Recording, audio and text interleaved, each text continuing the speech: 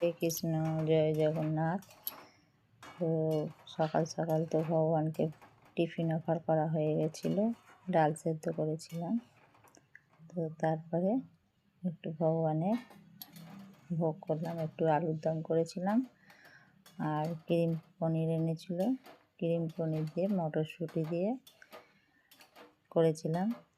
একটু মশলা বেটে নিয়েছিলাম, আদা, কাজু, কিশমিশ, চারমগজ, পোস্ত, একটু তিল, এই বেটে নিয়ে করেছিলাম পনিরটা। আর ফেস ক্রিম একটু দিলাম। তো ফেস ক্রিমটা শেষ হয়ে গেছিলো, কিন্তু নিচেতে অনেকটা ছিল, বের হচ্ছিল না। তো তার জন্য পনিরের ফেস ক্রিমের এটা কেটে সব ফেস ক্রিমটা দিয়ে দিলাম, নষ্ট করব কেন। তার লাস্টে একটু ঘি আর গরম মশলা দিলাম, দিয়ে পনিরটা হয়ে গেছিলো। আর এইদিকে ভাবলাম যে আমি একটু ফ্রায়েড রাইস বসিয়ে দিই, ভাতটা হয়ে গেছে।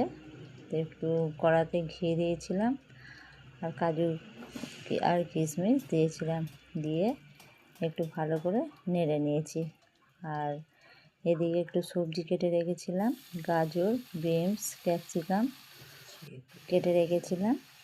তো ওইটা একটু কড়াইশুঁটি ছিল, ওইটা কড়াতে ঢেলে দিয়ে একটু নুন দিয়ে ভালো করে নেড়ে আর চাপা দিয়ে দিলাম, দিয়ে আর তারপরে ফ্রায়েড রাইসটা তৈরি করে নিলাম। ভগবানকে ভোগ অফার করব, তো দেরিও হয়ে যাচ্ছে। ভগবানকে ভোগ অফার করে তারপরেই যাব ভোট দিতে। তো ছোটো ছেলেকেও প্রসাদ দিয়ে দিলাম, আর আমরা এসে প্রসাদ পাবো। আমি, বড় ছেলে আর প্রভু তিনজনে চলে গেলাম। ছোটো ছেলেও প্রসাদ পেয়ে ছোটো ছেলে চলে গেল মন্দিরে।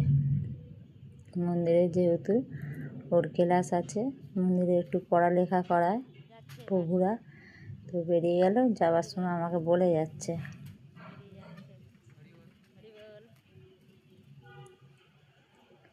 হরে কৃষ্ণ, জয় জগন্নাথ, চলো প্রভুপাদ কি জয়।